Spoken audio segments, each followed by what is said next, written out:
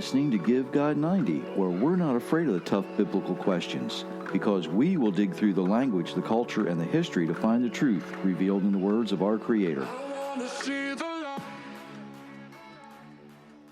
Well, happy Thursday, everyone. Thank you so much for letting me spend some time with you. Yes, I am only semi-supervised. Myra's not here. She's still dealing with some family things. The puppy, little Susie, is attempting to supervise me, but how much supervision can you get from I think about a 12-week-old puppy now. I'm not sure who needs more supervision at that point. If you're new here, thank you for checking us out. If you like what you hear, please hit those share buttons, like buttons, all the good things. Just helps people find us easier, just like you did. And it doesn't cost you anything.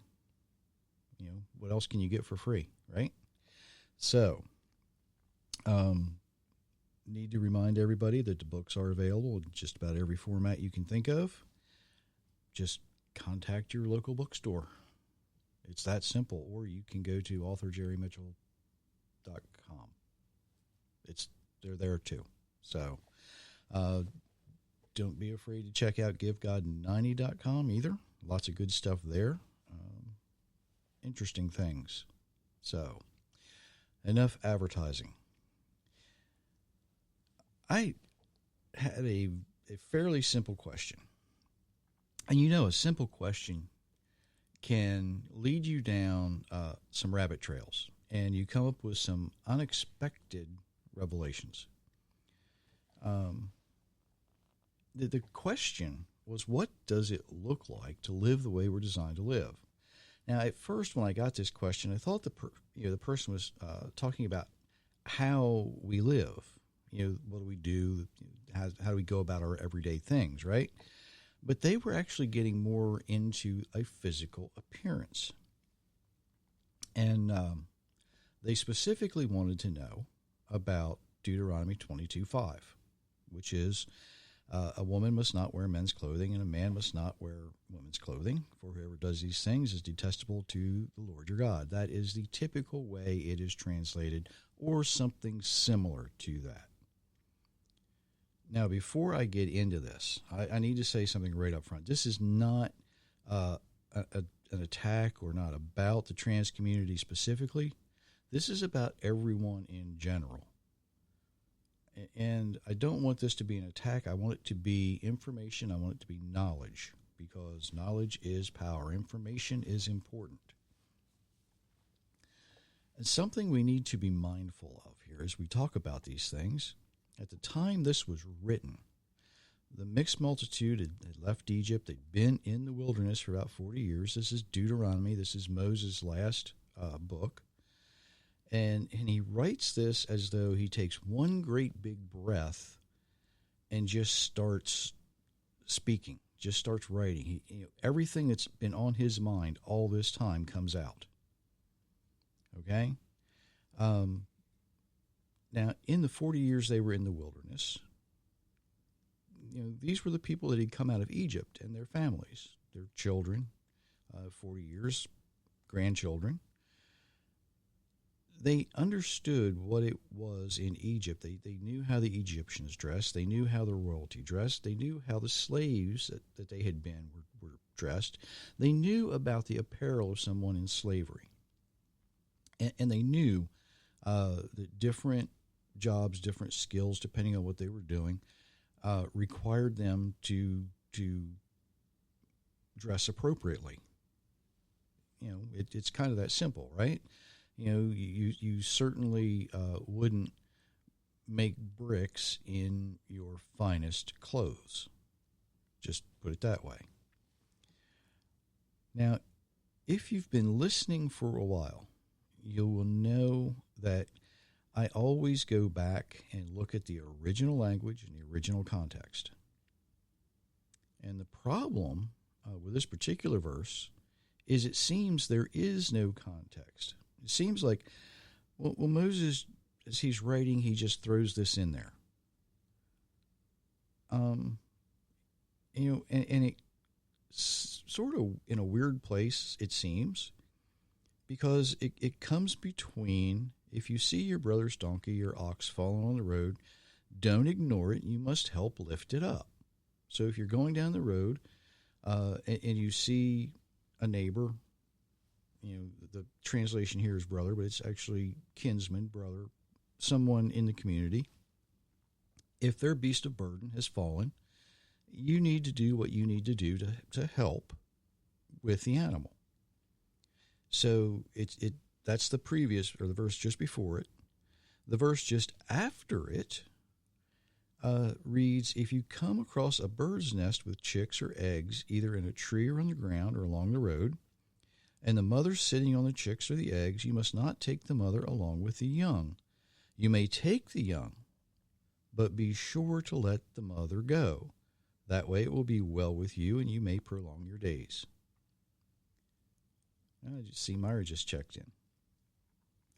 So this verse about women not wearing men's clothes and men not wearing women's clothes seems a little out of place, right? Seems kind of strange. But what it's getting at is about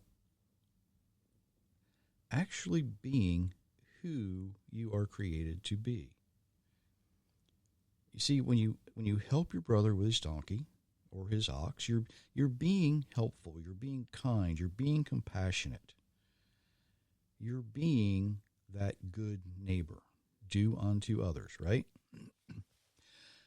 And then when you take the eggs or the young and you leave the mother, again, you're being kind, compassionate, a good steward of nature, preserving the mother to lay another batch of eggs so that the cycle will continue. You're going to care, if they're young, you're going to care for those young birds, and you're going to raise them up. You're going to be a good animal husbandman.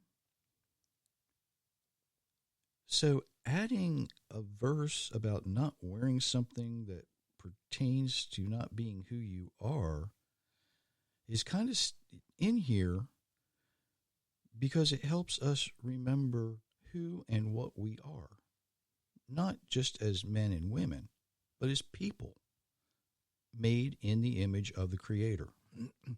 So let's look at what the original really means.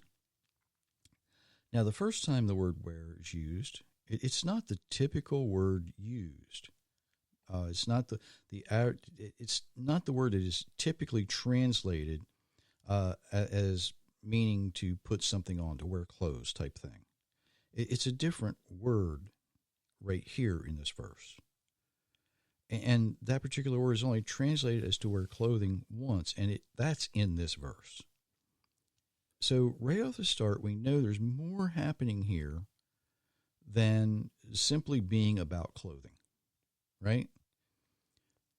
The word clothing here is another word which is only translated as clothing one time in the entire Bible. And again, it's in this verse. Normally, it pertains to things such as armor or baggage or furniture, jewels, utensils. Sometimes it's very vague in its description. We see the word articles, vessels, sometimes weapons. Now, this certainly doesn't mean that a woman is not capable of fighting, but remember that only the men were counted in the census as being a fighting age. They didn't count the women. Women were not expected or required to go to battle. Okay? What the first part of this verse does is it reminds women who and what they are designed to be, and not to take on the attributes of a man. In other words, it's not saying that they can't, that they're not capable of it. It's saying that they shouldn't. Now, if the time comes and we see this, of course, they can do what they need to do to defend their family, their community, the the nation, so to speak, right?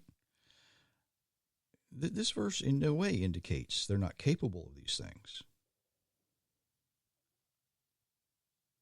They're not, it doesn't even indicate that, there's specific jobs. It doesn't say that they're too frail or too fragile. It just reminds us of who we are designed to be. So let's look at the second part and see if there's a difference. When it comes to a man and the word wear here,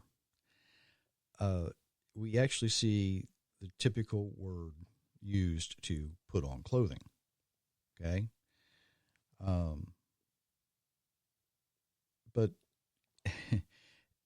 it's to put on a garment, a mantle, right? Typically outerwear, right? Such as a cloak. That word is actually translated 14 times as cloak. And it's basically saying, men, don't wear a woman's outer garment. Don't put on that mantle of being a woman. Now, why the difference? Why is it so complicated when it's talking about women, but so straightforward and easy when it's talking about a man? Now, I could joke here and say that women should be a little smarter and therefore able to figure out the complicated part, and men just need it to be made really, really easy and simple, but I'm not going to make that joke, okay? If we go back and we look through the commands in the first 5 books of our Bible, all of the commands for women are always more complicated than they are for men. That sounds a little strange, doesn't it? But women by design are more complex than men are. They think differently, they react differently than men do. Women are just made that way. It doesn't mean they're not capable of doing these things, but they're going to do it differently. I've watched Mara do things, and I know she's listening, and I need to be careful here. I've watched her do things, and she does things that I would do, and she does it more complicated, more complex than I would do the same thing. She has her reasons for doing that, right? Doesn't mean it's the wrong way. It just means it's a different way. So let me get back to this verse before I get myself in more hot water here. This verse reminds us who we are, and we often forget who we are, don't we? We are made in the image of our Creator, but we often don't act like it. So this verse, in this place, using the words that it uses, remind us, or should help remind us, that we are to be helpful, kind, compassionate, caring, good stewards. When we are dealing with animals, we're good husbandmen, animal husbandmen. It's there as a way of saying, don't forget who you are. You're made in the image of your Creator. He designed you to be this way. Well, let me back up. He designed you to be the way He desires you to be. You are completely free. You are completely free not to. I mean, if you didn't have the freedom to sin, there would be no need for this verse.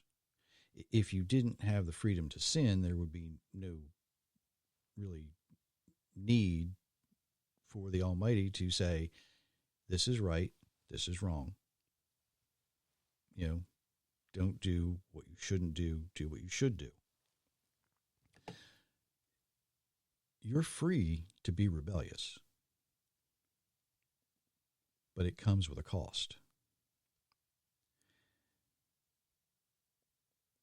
We need to take time to do things properly and according to the way the Creator designed us to do them. But over the centuries, this verse has been used, along with others, many others, and they've been used out of context. They've been used through mistranslations.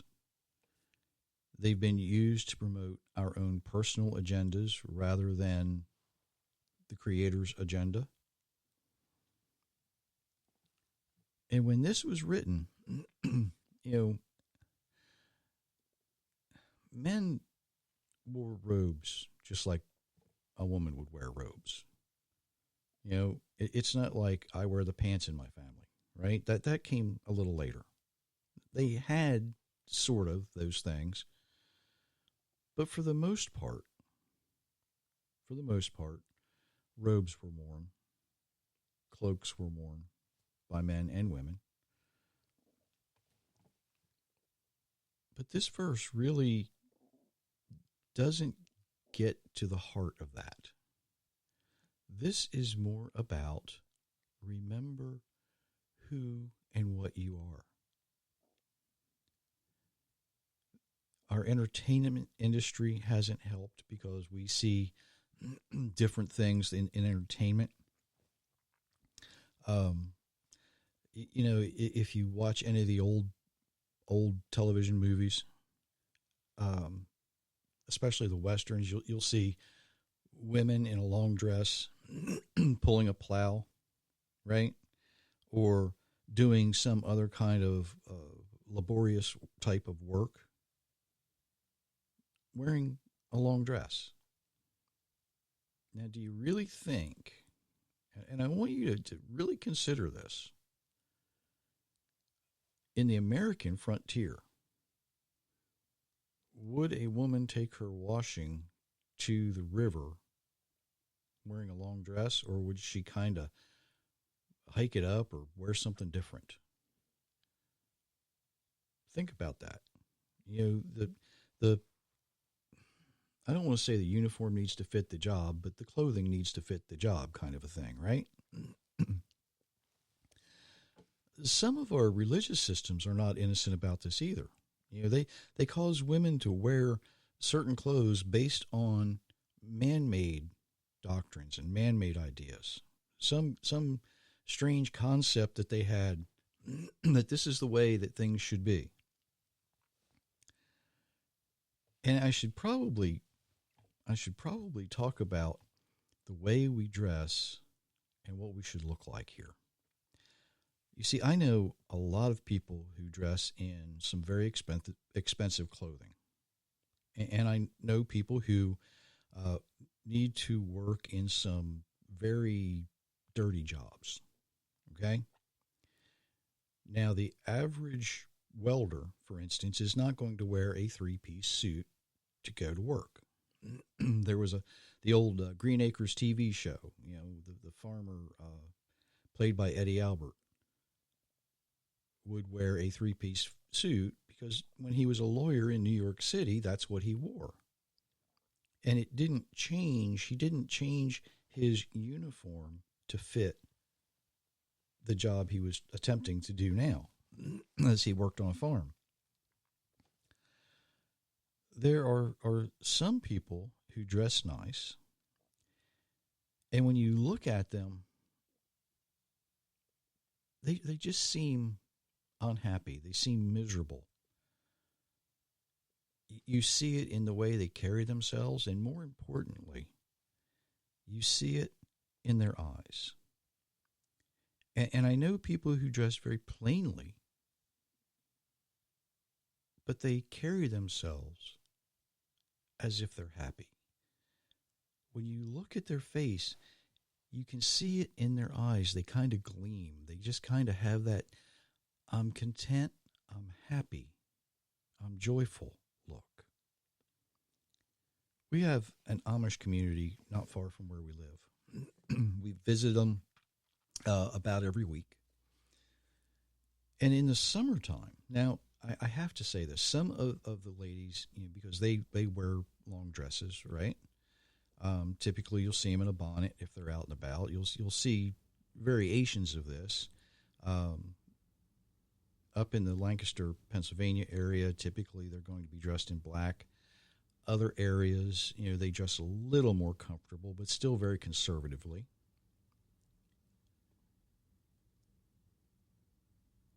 But yet, on a hot day, when they're in the field working, when the men are in the field working, or the ladies are in the house doing what they do, they're cooking and cleaning and taking care of things that need to be taken care of.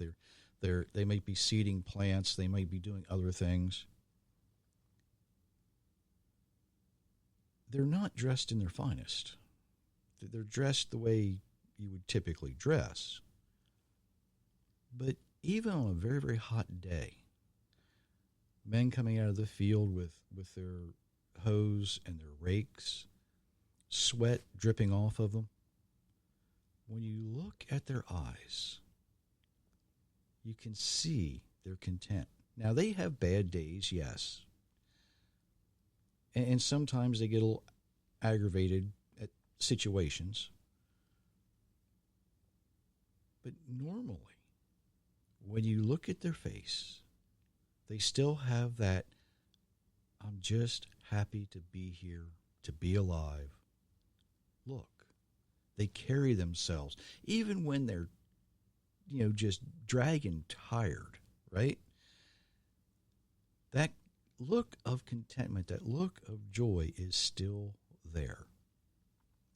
And I've seen doctors and lawyers that work in air-conditioned buildings, and some of them, the look on their faces is very, very far from cheerful. It's very far from joyful. They're not content. They're miserable. It's almost like they hate their life. They're not. We could say they're not even comfortable in their own skin. It shows misery. It shows disgust. Even when they're supposedly at a party, supposedly having a good time, you can see it in their faces. They're not happy. And if you really pay attention when you're watching some of our entertainers, our sports figures, our celebrities, so to speak, you can see the difference. You can see the difference. It comes through even on your television screens. And unless they're acting, in which case they have to appear a certain way. But it really isn't about what we wear as much as how we wear it. Yes, we should be modest in our choice of clothing. And I need to be careful when I say that, because what one person might think as modest may not be modest to another. And I really didn't think a lot about that until a few weeks ago. A friend of mine was talking about it. Now, I grew up close to the beach. It was a resort area, even though we had a farm in that area. So I was used to young women running around in bikinis, right? You almost get immune to it after a while. That kind of thing doesn't faze me. It doesn't bother me in any way. But my friend, he didn't have that conditioning. And he confesses that when he sees that kind of thing, it causes him a problem, right? The things we choose to wear should be respectful of others. And we need to present ourselves in a way that displays that kindness and caring and compassion that we're designed to have. And I'm not saying that we need to run around in a three-piece suit. I'm not saying that we need to run around in long dresses. I'm not saying anything like that. I'm saying that whatever we choose to wear, and quite honestly, if you've seen me working around our place, you wouldn't see that. But when I go out in public, I attempt to dress in a way that is not offensive to other people, right? That's what we're getting at. The things we choose to wear should be respectful of others. We need to present ourselves in a way that displays that kindness and compassion. All of those things. What it looks like to live the way we're designed to live does have a little bit to do with the way we dress. But it has a lot to do with how we present ourselves. Are you really happy? Are you really content? Are you really who you should be and what you should be? Are you, well, let me rephrase that. You are a representative of our Creator if you choose to be a believer. If you choose the God of Abraham as your God, then you are representing him. And you should look happy. It's not the clothes so much that make the person.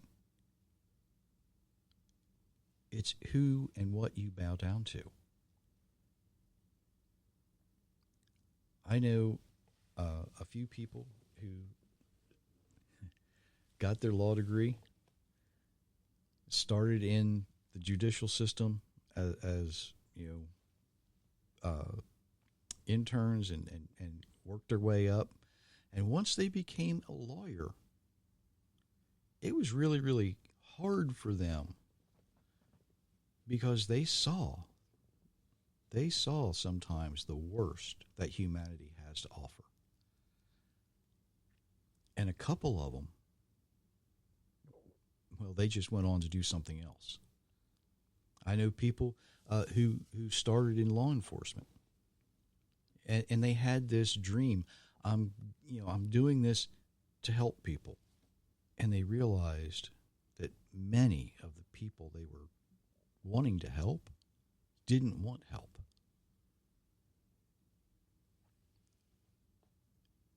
You have to present yourself in a true way that represents exactly who your Creator designed you to be. Now that can open up a whole new can of worms that I'm not going to get into. Our Creator does not design anyone with the intent that that person will sin. He designs us to be perfect. He designs us to be who He wants us to be. And it's up to us to figure out what that is. The people that we see who carry themselves and present themselves in a joyful way, in a pleasant, pleasing manner, they've figured it out for the most part. The ones we see who are always miserable, for lack of a better description, they haven't figured it out yet. They're following something more than likely that comes from an unholy spirit, to be blunt about it. What we're looking for in what we look like when we live the way we're designed to live sort of comes from, was it Jeremiah 29:11?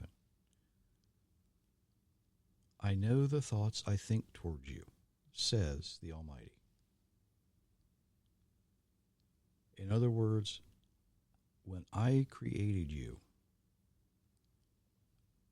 I had an idea about what path I wanted you to follow. I gave you certain skills. I gave you certain things that you and you alone should be able to do. And it's up to us to do them. When we do that, we present ourselves in that way, and we look happy, we look joyful, we look content. Your eyes kind of sparkle. And people are going to notice that. And they're probably going to notice that after they see what you're wearing. But, you don't have to wear the Armani suits or the Gucci, is it Gucci dresses? Whatever they are. The really, really expensive ones. Because if you present yourself in such a way that you're living according to the Almighty's desires, you could probably, the old saying is you could wear a potato sack and make it look good, right? I know people like that. I've seen people like that. And I can say this about it. It's a lot more pleasant to be around someone who has that feeling, who gives that presentation. It's a lot more pleasant to be around someone like that than someone who just loves to be miserable. Since we moved to Tennessee, I figured out the biggest difference between the majority of people here and the folks where we used to live is the folks here are happy.